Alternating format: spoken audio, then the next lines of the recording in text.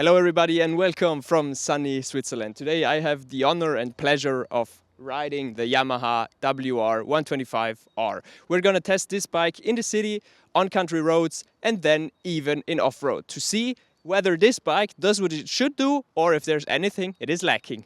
Go with the intro.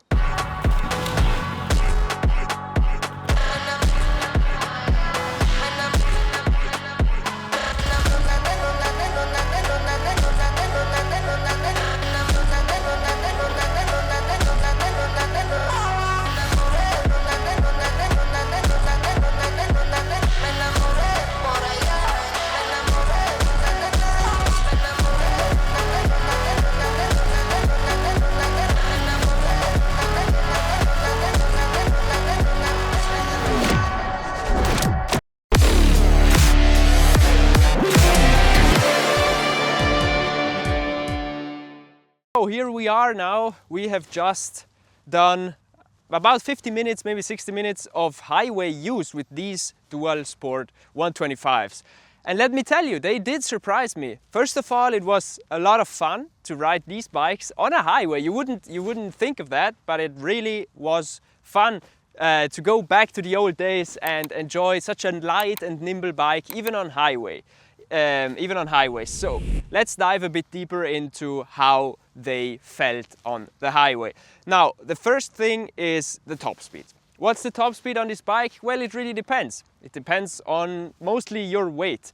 While I managed to reach 120 kilometers an hour, my colleague did 110 kilometers an hour, but it really doesn't matter in the end. It really doesn't, because at 110 or 120, yes, you can ride them, but I would suggest to keep them a bit lower. I would say 100 kilometers an hour. That's probably the sweet spot, maybe 90 if you want even more comfort, but I suppose that's where you should move the bikes, more or less, at that speed. Anyways, so moving on to the stability, the bike did feel pretty stable on the highway, while not being able to remove your hands totally from the bars, but I wouldn't suggest that anyways. I do have to say it is quite stable. Of course, at 100 kilometers an hour, there is a certain wind you experience, and this wind, of course, has an impact on your line, and you need to continually give a bit of input, because otherwise the wind will just blow you away. But that's also a good thing. You know why? Because it means that the bike is light, and you want a 125 to be light. And so, generally speaking, even if this bike has 21-inch front wheels, an 18-inch rear wheel, small tires, a light weight, and a lot of travel on the suspension in front, I have to say the stability of this bike on the highway was way better than I expected it to be. Otherwise, we didn't have any problem with overtaking here in Switzerland. The top speed, the legally allowed top speed on the highway isn't that high, so that was even better for us, because that way we really had no issues overtaking any heavy-duty trucks or even cars that were taking it slow.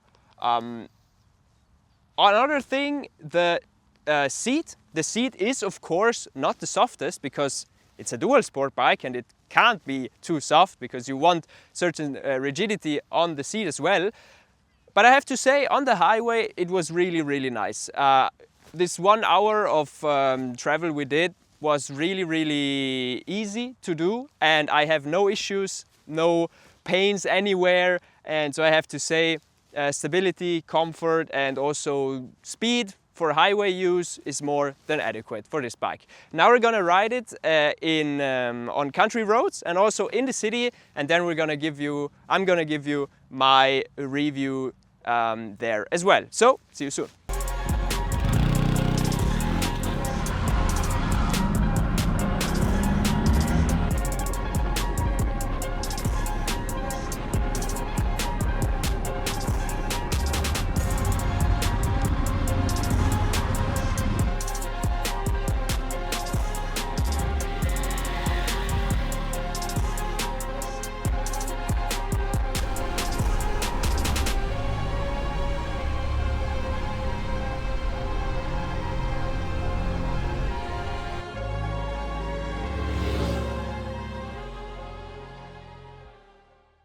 Guys, make no mistake, even if there is a beautiful forest right behind me, we have just sat down here on this bench and taken a break because we have just tested this bike on country roads and in the city. And let me tell you something, this bike is a real beauty to use in the city. There is really nothing that I would actually want more from this bike for it to be good in the city. It is simply a good package. The big wheels, the knobbly tires, they are all great in the city. It is a very agile bike. You get to move it very quickly from one side to another, and there are no problems when it comes to that.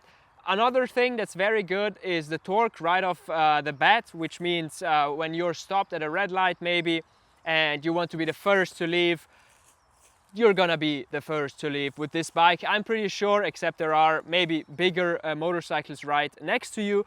But for city use, I really wouldn't want a bigger motorcycle than this because it's simply so easy to use, so agile, so nice.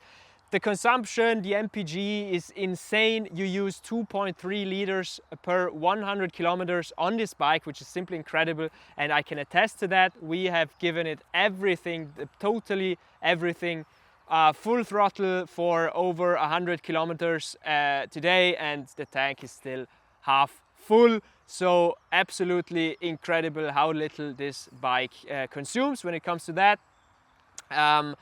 But there is one thing I really need to say, and that would be this bike's performance on country roads when you want to maybe hasten up a bit the pace. When it comes to reaching 80, 90 kilometers an hour with this bike, I really need to say you don't feel very, very safe. At least in my opinion, there are other bikes that are more suited for a road-only use.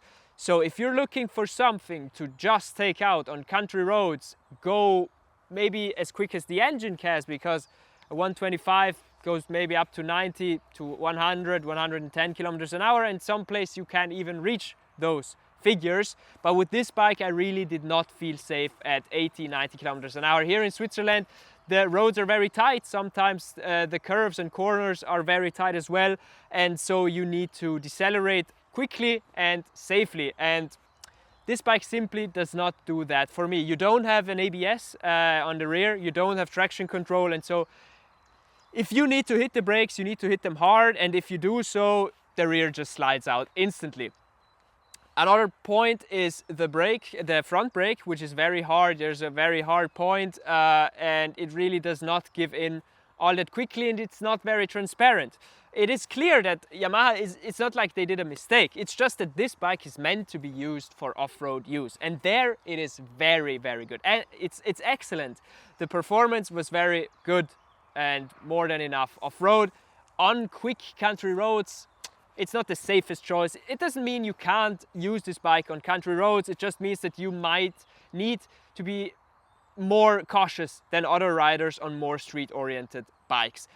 All in all, I think, summarizing the whole video, this is a great bike for city use, for enduro, for light off-road, for maybe even a bit harder off-road. But maybe if you want to be a real road racer, while keeping it legal, obviously, this might not be the best choice. So all in all, I think this bike is great where it belongs, where Yamaha thinks it belongs. And let's put the bike to use where it belongs.